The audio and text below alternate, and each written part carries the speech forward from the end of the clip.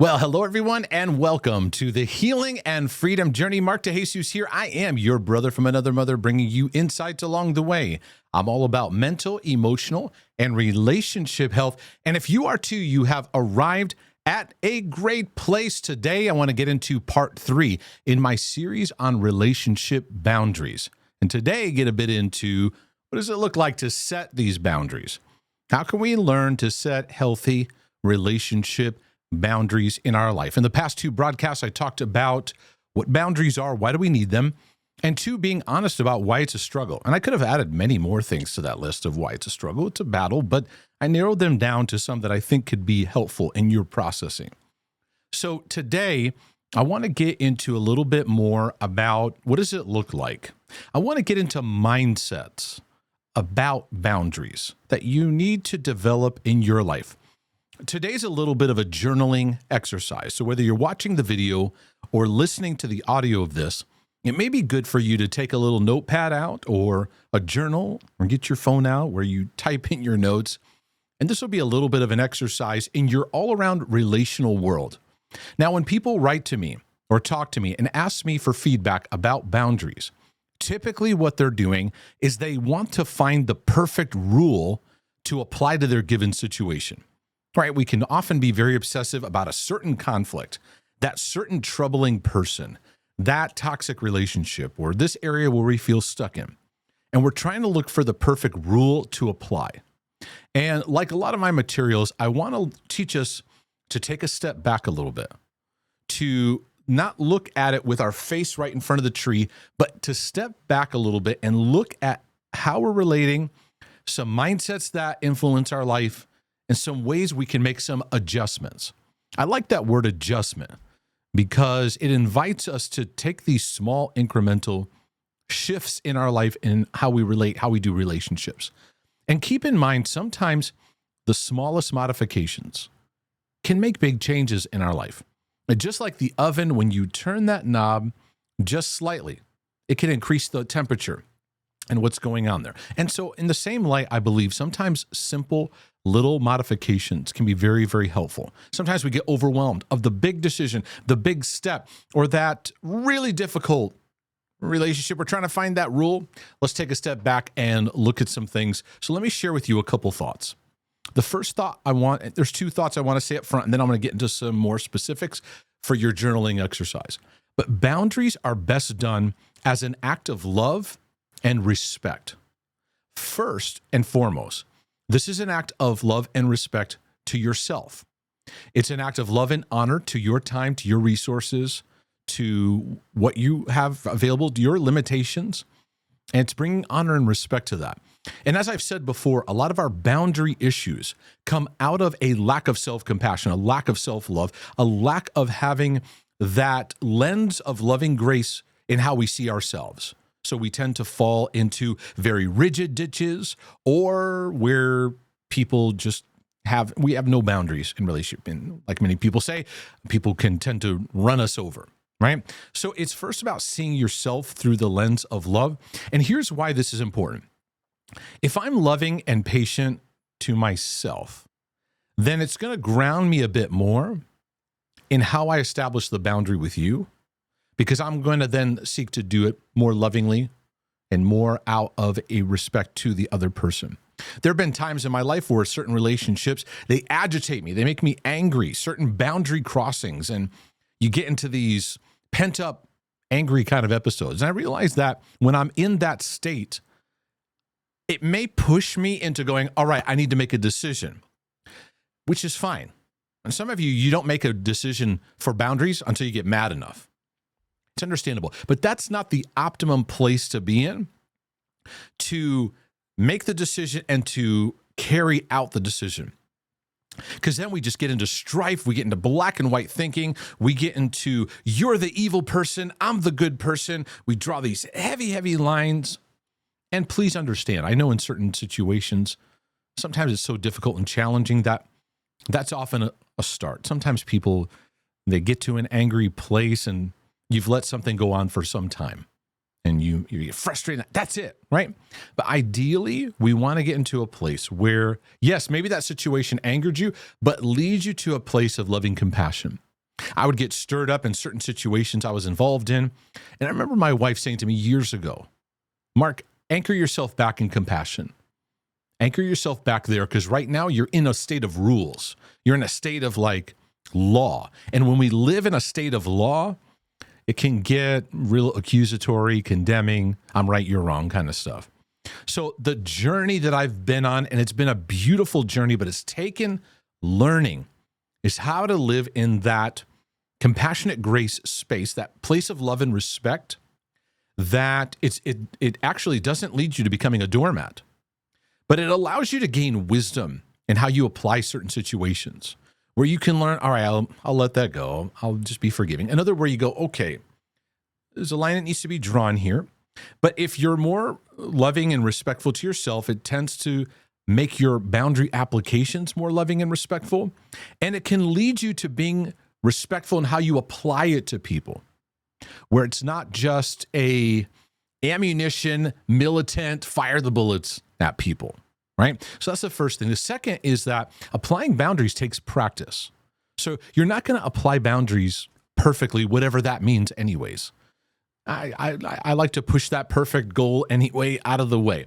We all have to give ourselves room to learn, to have permission to practice.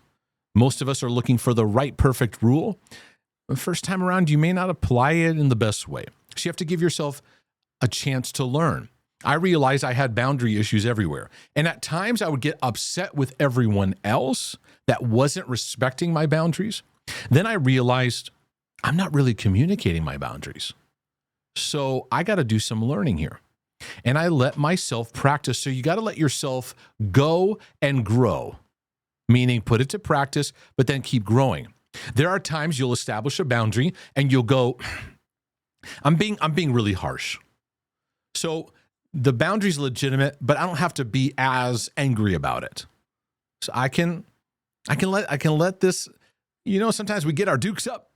Like I can let my dukes down, but still have a boundary. There are other times where you're going, man, I am just avoiding dealing with this confrontation, and I need to speak with this person. I need to have a conversation. I need to do that. There are some of you've been involved in such abusive, toxic relationships.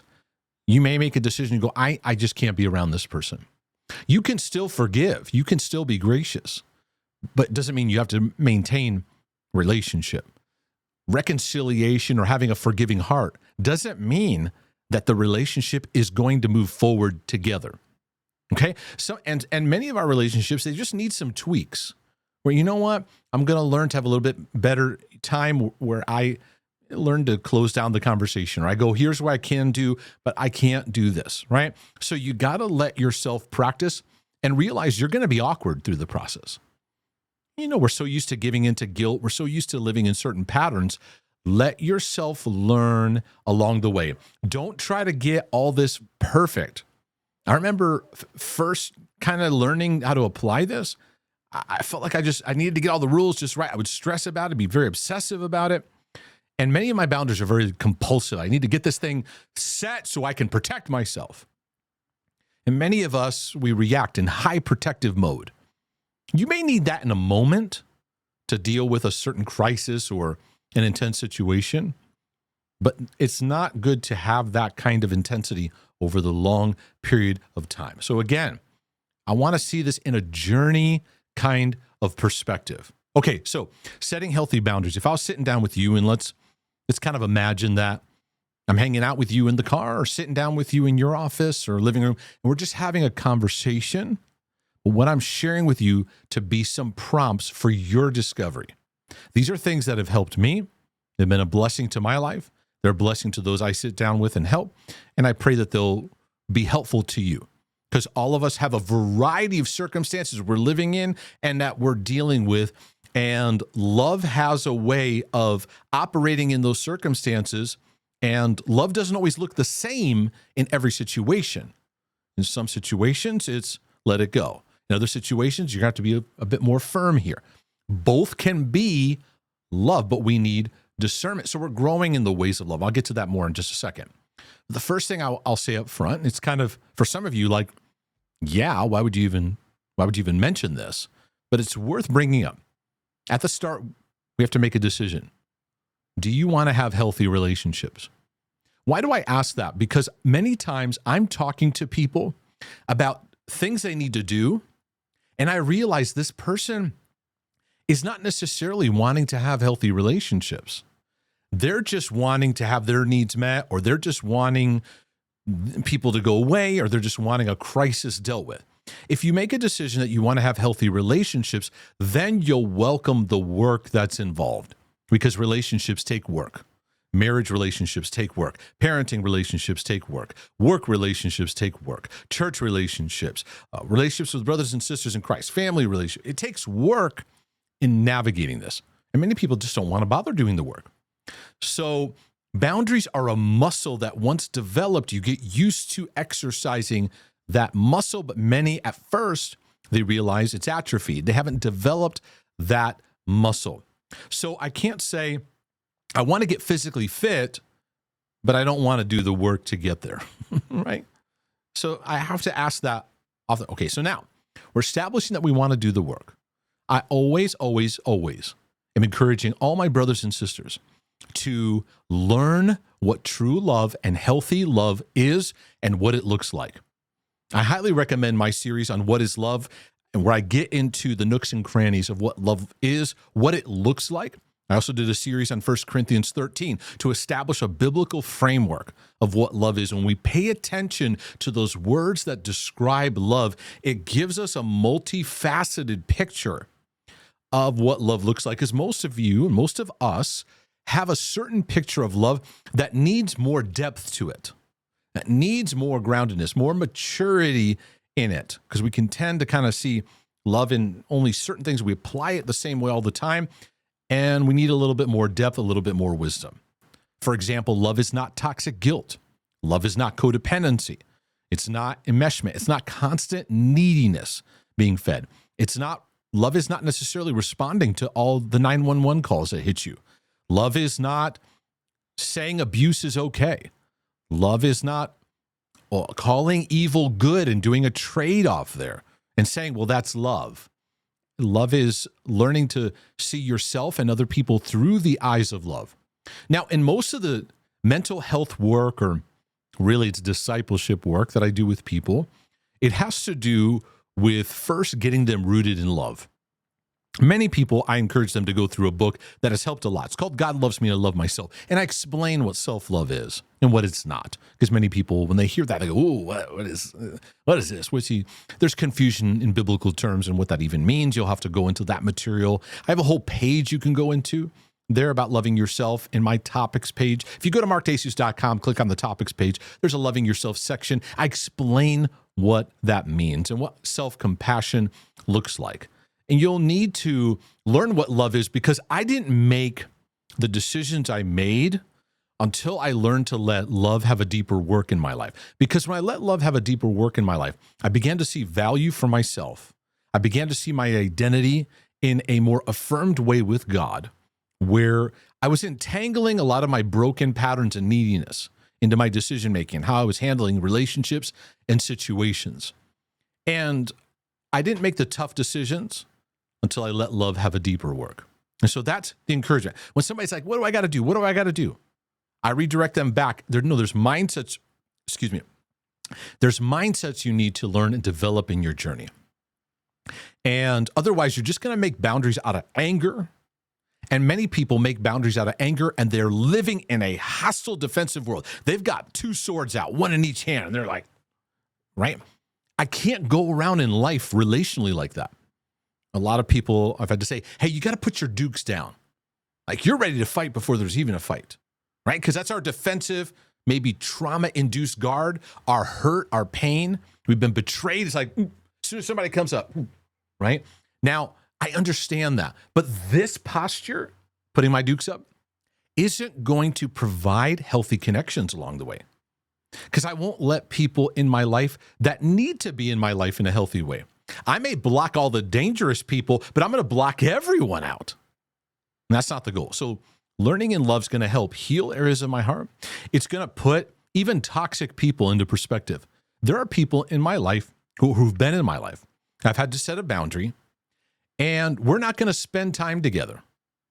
But because I've learned to immerse myself in love, it's helped me to see that person in a compassionate lens. So I don't carry this bitter, unforgiving, resentful thing for the rest of my life. Because many times people set the boundary, but they just stew and stew and stew in it.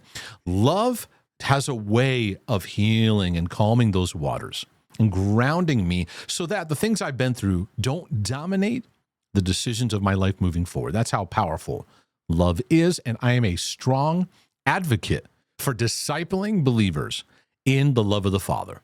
Learning how to receive his love. We love him because he first loved us. Seeing ourselves through that love and operating our relationships out of the love we're learning to cultivate in our own lives. So the next step I'm going to encourage is one I've talked about in other videos, in other content. It's something I use in coaching a lot. And I encourage everyone to do a relationship audit. There's a process called auditing where typically it's used in finances, where they'll go into your finances, income, expenses, budgeting, and you get an overall picture of it. I encourage all of us to do this in our lives because relationships take energy, they take time, they take resources. And I realized I can actually make a decision about my relational world. And I want to empower your relationship world. So here's what I want to do. In looking at a relationship audit, I'm going to lay out a process for you in your journaling. Number one is figure out who drains you relationally, who adds energy, right? So when you spend time with them, you are empowered, lifted up, sharpened, encouraged. Maybe it's just a good relationship where you get each other, there's compatibility, there's alignment, or there's encouragement. You leave that relationship where something's added to your life and you add something to their life. Then there's those relationships that are draining. Okay, so that's the first question. The second thing I want you to do, so you have this in your journal, just list them all out, right? Family, relatives, all that, right? Now, in that, the ones that add energy, that add value, I want you, before we get to the toxic, draining people, I want you to first go, how can I steward and treasure the relationships that are adding value and add energy and bring edification to my life? Because isn't it true that the draining relationships, the toxic relationships, the ones that are dysfunctional in our lives, often steal so much energy, they take us away from the investment of the good that we need. Don't let it do that. Now, some of these relationships that add value, they may be leaders or mentors. They may be a counselor, therapist, coach, someone you pay to get help in your life, right? How can I guard those, cultivate them, steward them, nurture them, keep them going because of what they do in my life and the ones that you give out to, where there's a mutual investment like that. Okay, so who's draining, who adds energy, right? And then who adds energy, how can I spend time scheduling time with them, making room for that? I don't want to be so busy and lost in my world. I don't make time for that which is important. Now, this goes down to your marriage. Now, some of you may go, well, my marriage is in a draining stage right now, right? It's a whole subject in itself. My children, every parent goes, your children are draining to an extent, right? Those are responsibilities you carry. They're important though. So I would look at your marriage, look at your parenting and go, how can I make these energy giving interactions? How can I make time where there's just quality interaction that's there? Because that usually sets the stage to deal with the problems that are there. Okay, now, in the relationships that are draining, there's a whole column there. They tire you out, they fatigue you out, maybe there's some toxicity there, whatever. Put those relationships into perspective. For example, the person may be draining, but right now they're somebody you're helping. So you go, you know what, they're draining, but I feel like this is somebody I'm being a help to. So then what do you need to do? Okay, I need to establish some parameters. Okay, we'll meet at this time. We'll do this, but I have a limit. I'm not going to answer calls at 10 at night. I'm not going to be at your beck and call. Sometimes not returning every phone call is a good step in boundary. Sometimes not returning texts right away, always have. Because of our our modern cell phone world, there's an accessibility that we have where we feel the need, we have to respond to everything.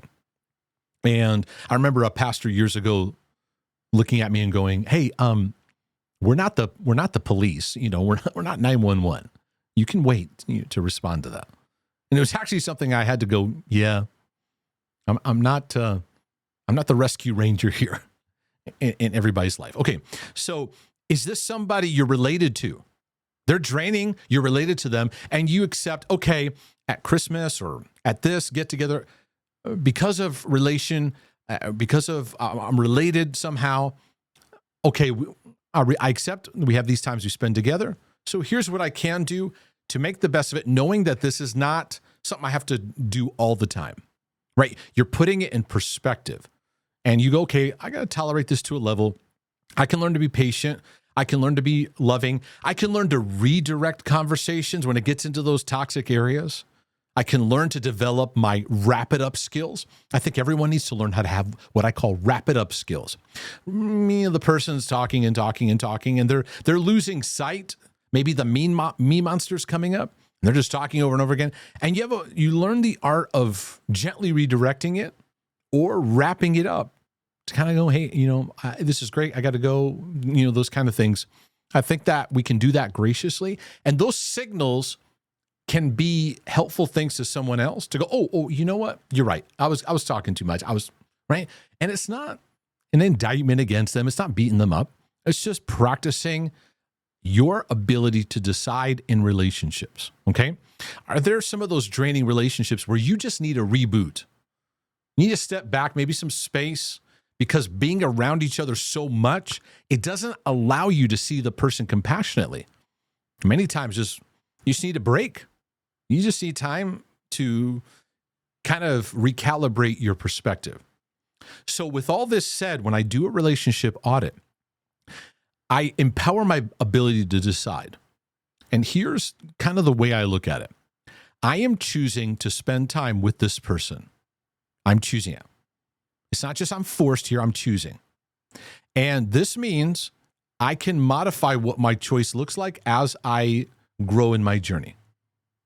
And some people you just spend more time with because you need to make more time for it. Others, you go, you know what? I'm letting this thing consume my time. I want to recover my ability to decide.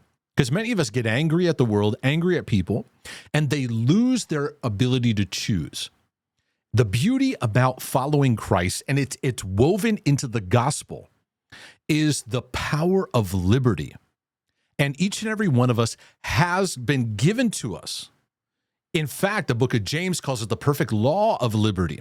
There's this ability we have to decide. You have freedom to make a choice in your relationships. Sometimes we get lost in the rules and we get lost in the who's the bad guy and who's the good guy. We look at it through that black and white lens. Instead, looking at it as, this is what I'm choosing right now in my journey, and it's not necessarily a fixed thing forever, right? Like I need some space from this person. Doesn't mean like it's like that forever. Maybe things can get better and we can have better interactions and things will modify and change over time. Many times we just get so controlling, so black and white, so rigid, right? Many of us OCDers in recovery and perfectionists, we got to work on that rigidity, right?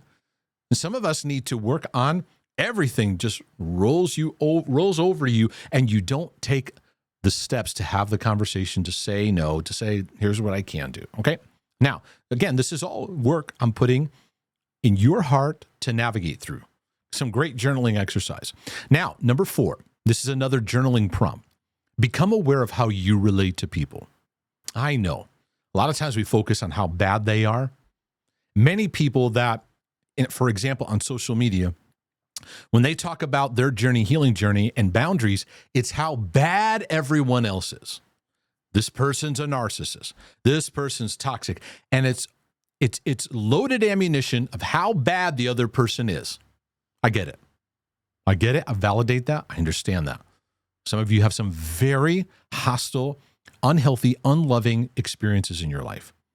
But what I want to do is focus the attention on what you can do. What you can do is work on your own growth. And I found it helpful in love, in compassion, with grace, to develop self-awareness. to ask the question, Mark, how do you come across in relationships that you can grow in? This isn't just about fixing, how other people are treating you. This is also about learning to see your own patterns, because usually people focus outward. They don't take a look inside. So what's your style of relating that could use some modifying? Are you so people-pleasing you never say no? Do you always say yes, you never say no? Are you intensely black and white, meaning that as soon as somebody does something, you just cut them off in your mind? Maybe you disagree with them in something, you just shut them off in your mind. I'm done with them. Do you have that? I'm done. I'm done with you. I'm done with you. I'm done with you. I'm done with you. Right? What is the pattern you keep falling into that you can look back and go, okay, moving forward, I could work on that too. I could work on that. Now, what's the feedback that other people who love you and are close to you and have input in your life, they know you and love you, what's some of the feedback they give you? Do they tell you, hey, you could take a chill pill? I hear you, but you're a bit rigid. Or do they tell you, hey, you let people run over you, right? It can be helpful in the counsel of our lives in our journey to take in. And again, people who love you are close to you that know you. This isn't, anyone who feels like saying something has the right to speak this. Because then this helps you in moving forward. Whether people respond to your boundaries or not, you still win because you still grow. Okay. And in doing that, number 5, we're going to have to learn how to relate to guilt and to fear in new ways, because guilt and fear drive most of our goofy relational dysfunctions. They have their own ways of keeping us in certain patterns. I talked about last time about the fear of rejection, the fear of abandonment, that deep-rooted fear. If you haven't seen that, go to the last video on why our boundaries so challenging, where that drives us. So we avoid the tough decisions. I see many people that are like, yeah, I put a boundary there. And I'll say, did you ever have a conversation with the person? Now, I understand some people, you can't even talk to them. It's so abusive and so toxic. I get it. But I'm talking about situations where they moved on and like, did you tell the person? Did you say, hey, moving on or this? Many people make relationship changes. They never even, tell the person. They might leave a church without ever having a conversation, or leave a group without saying, hey, I'm moving in a new direction, because we're afraid. We're so afraid of having those conversations. Again, and many of you go, yeah, but Mark, I get it. And there are some people you can't have that full-on conversation with. They've just shown and demonstrated they're unreasonable. But you'll have to realize where fear creates an avoidance, it doesn't let you make those loving but respectful decisions. The other area is guilt. And guilt drives our compulsive behavior, meaning that you feel a disturbance about a relationship and you just act so quickly to just try to alleviate yourself of the guilt. I am certainly, in my history, relationally, this is a pattern I fell into a lot. I would obsess over a conflict, mull over it, ruminate over it, worry over it, spin over it, lose my sleep over it. So I felt like I needed to resolve it. And I would take the passage of scripture, don't let the sun go down in your wrath. I would take it so black and white, meaning that if I felt anyone had something, they didn't like me, I needed to resolve this before I went to bed. You see how we can take scriptures and go into intense ditches that lack wisdom. And what I needed to do was I needed to actually wait and not act on it. I needed to let my emotions get recalibrated because I was a guilt feeder. Anxiety and guilt were like terrorists in my life. As soon as the terrorist gave me the threat, I would appease the terrorist and do what it said. Avoid the difficult thing, right? But then I'll get so angry, and then the anger would drive some of my decisions. So God's done a work of grounding that, balancing it out. Compassion and grace have done that. But you're going to have to learn to shift how you relate to guilt and to fear. So to make this practical, start with simple boundary practices. Don't overwhelm yourself. I know you want to focus on that one person, that one thing. Work on the simple modifications. Maybe you're an oversharer. You don't have any boundaries in that. And you go, you know what? I'm gonna slow down a little bit. and not just always dump the truck. I'm going to calibrate that a bit in my interactions. I'm going to be a little bit more patient. I'm gonna manage my time a little bit better. Maybe you're gonna slow things down. Maybe you have boundaries in your own life first, in the sense of the time you give to things. Maybe your schedule. You can start to remove some things out of your schedule because you're just chasing chaos all day long. Maybe it's a simple practice of you're with that friend.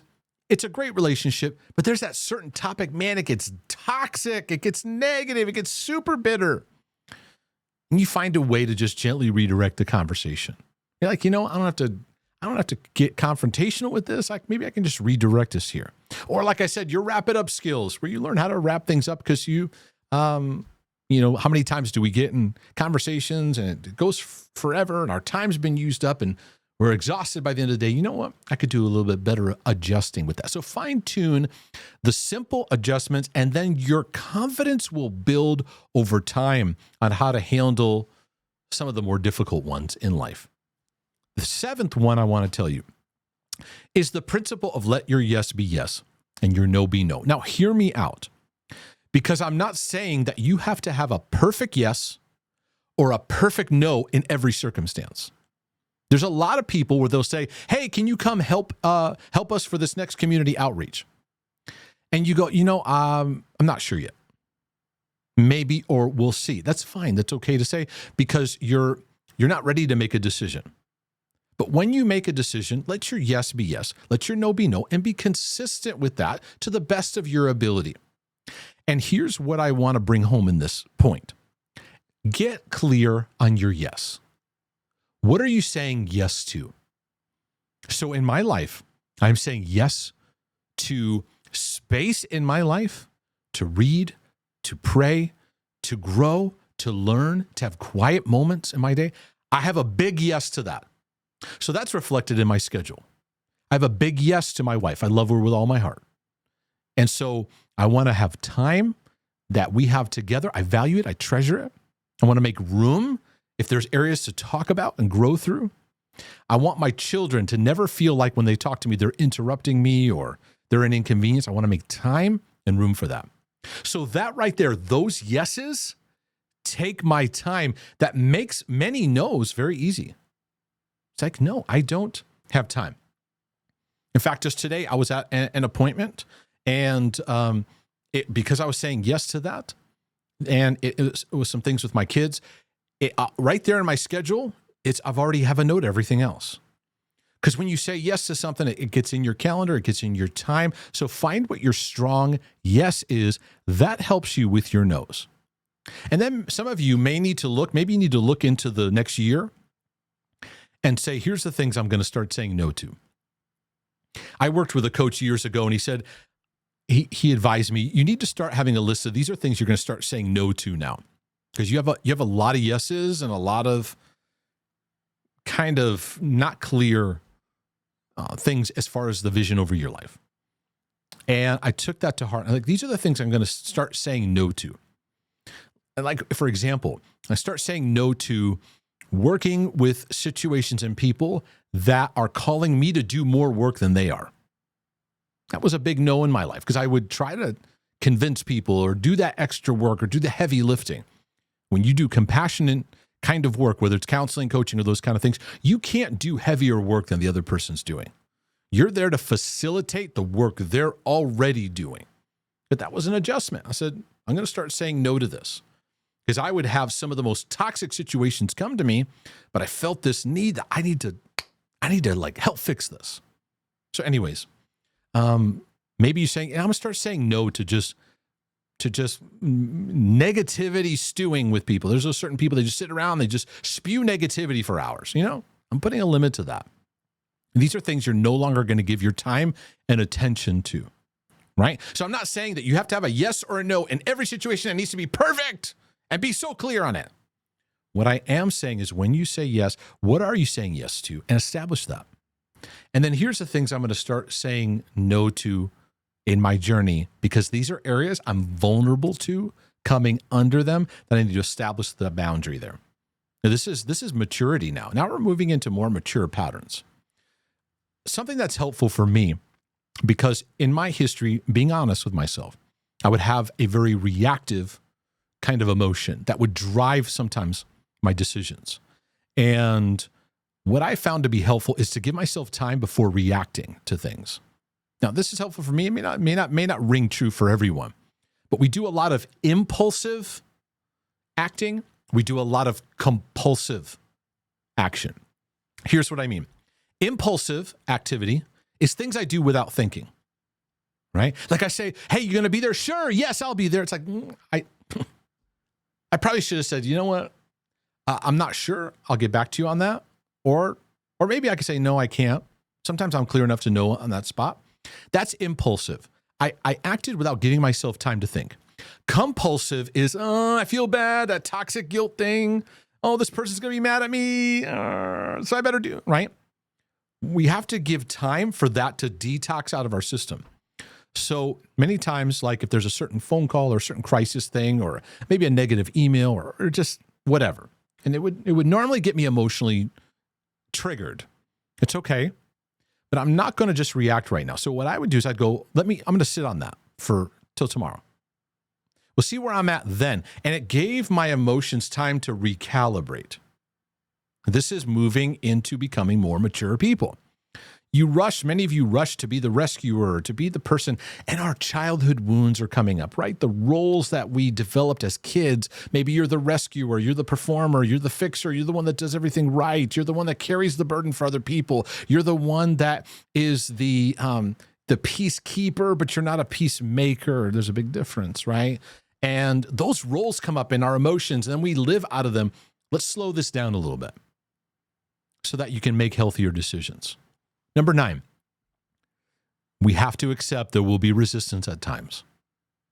Most people can respond well to healthy boundaries. I found in my life and my journey that people can be very respectful. The more that I practice them, the more that I learn to apply them in love and grace. But there are many at the same time that won't. They'll get upset. They'll get angry. They'll push back. They'll tell you, you don't love me. That's a common thing when a boundary's set. You're being unloving. And actually, boundaries are an act of love. Many of us, this is a big thing to cross because we don't want to feel that awkwardness. It's okay. Again, like I said earlier, practice with the small things. Move towards developing better and better patterns. Lastly, I want to close with this because in all things, I want to encourage my brothers and sisters in your healing and freedom journey, in your relationship world. This is a word I value. Maintain reasonability. And reasonability basically says this. There's some things that I need to put up some boundaries for certain reasons in my life and my journey. But I want to be reasonable in that this is not all about you're the bad person and I'm the good person. A lot of modern day relational talk gets into they're the bad guy, I'm the good guy. It's not true. We all stand before God. There's all stuff within us that ain't great. I don't navigate relationships perfectly, neither do you. So reasonability links me to humility. And if I remain humble, I maintain a sense of like, hey, I got to put, you're putting this boundary up. But then maybe over time, the relationship can resume in a different way because you've had some talks and you've had some things, right? So someone may have wronged you, but as you talk it out, you go, all right, I hear you. Here's what I've learned too. There have been times I set a boundary and I had to have a conversation with somebody. But I was reasonable, meaning I was willing to listen and hear their side. And I went, oh, I get it. I get why you were acting in that way. Does it mean what they did was right, acceptable, okay? No, but I'm trying to be reasonable and understanding. A reasonable person can seek to understand where a person's coming from. That doesn't mean we have to stay as best friends. That doesn't mean that we have to stay in the same kind of relationship dynamic. But I'm willing to have a forgiving heart. The danger, though, is when somebody becomes unreasonable, you just can't even talk. When you sense that reasonability, when you sense that unreasonability, it's a signal to you, all right, there's not much I can do here. There's not much I can do here. And that can call us to let go. Okay, if I do any more, I'm going to try too hard. I'm going to take on a false burden. I've been in so many situations where the person exhibited absolute unreasonability. Those of you that have been in pastoral ministry, you'll experience this all the time. Many pastors have post-traumatic stress disorder coming out of unreasonable interactions they've had that get pretty hostile. And so you realize in that situation, this person's unwilling to be reasoned with. And I hold this as a high value. Can we reason together? And I want to gauge this. God does that with me. He says to Israel, come now, let's reason together. Though your sins are as scarlet, they shall be white as snow. So if a holy God of all creation in an Old Testament context can speak to the people, let's reason together, then I believe that we as new covenant people can exercise reasonability. That even though somebody might say, if somebody sets a boundary with you and says, they need a break, where we can go, I'm going to let them be. It's not about me being right and them being wrong and all that stuff. They need their space. That's fine. Now this helps us all to move into better healing places. Now, I know this speaks to ideal pictures. I know it's messy, but I like to, God, help me to have a reasonable heart so that I don't get into black and white. They're bad. I'm good. And many of us that come out of traumatic situations can develop that. And when you come out of trauma, at first, it's normal to do that. That person's so wrong. How dare they do that to me? You're in your survival mechanism. But over time, as loving grace has its work, you start to have that healing where over time you start to see that person through a more compassionate lens. And you might go, okay, I get why they were the way they were. It doesn't mean it's right. Doesn't mean it's okay. Doesn't mean I need to even stay in relationship with them. But in all my interactions, God, I pray that you help me. Pray that you help us to have humble hearts that are willing to be reasonable in our relationships. Where in today's talk did I add value to your life and to your journey? I feel the value of what I shared has helped me so much. I pray it'll help you too. Do me a favor, hit that like button, hit the subscribe, go over to markdejesus.com, check out more of my materials and resources. I want to be a brother from another mother, to just be a voice to your life. Maybe there's one sentence or one thought I brought out today that stuck out to you. It's an honor to be able to share this. And there's further resources you can get into if you want more training. I've developed a healing and freedom community. This is a deeper investment, so just so you know that, it's a monthly subscription where I have online courses. I'm developing a school of materials, what I've learned, what has helped me to help others. There's also interaction, questions, Q&A, and all that kind of good stuff as well too. But I would really encourage you, start with my books. And maybe you want to start with a book like Exposing the Rejection Mindset. This will help get to the root system of how you see God, how you see yourself, how you see other people. You can get a free copy of my book, Experiencing God's Love as Your Father, which is available right on my website. You can just subscribe to our email list and you get a free copy today. Or you can also get it in print. It's available in hardcover. It's actually available in paperback now too. So that can be a great gift to share with others. Or you go, I need to learn to see myself out of a heart of love and compassion so that I can heal and make better relationship decisions. God loves me and I love myself is a great resource. And for many of you that have come to my channel, my materials, you've come here because there are obsessive compulsive aspects in how you relate. I even have a chapter in the OCD healing journey on how we relate in relationships obsessively. And I think you may relate to some of that. But I pray all these will be a blessing to your life and your journey. You can support these broadcasts by clicking on the donate button at markdejesus.com, one-time donation, or become a monthly supporter. It's up to you. No pressure. And Lord willing, and the creek don't rise, I'll be back with more insights for your healing and freedom journey. But this is your brother from another mother saying, in the meantime, I'm out.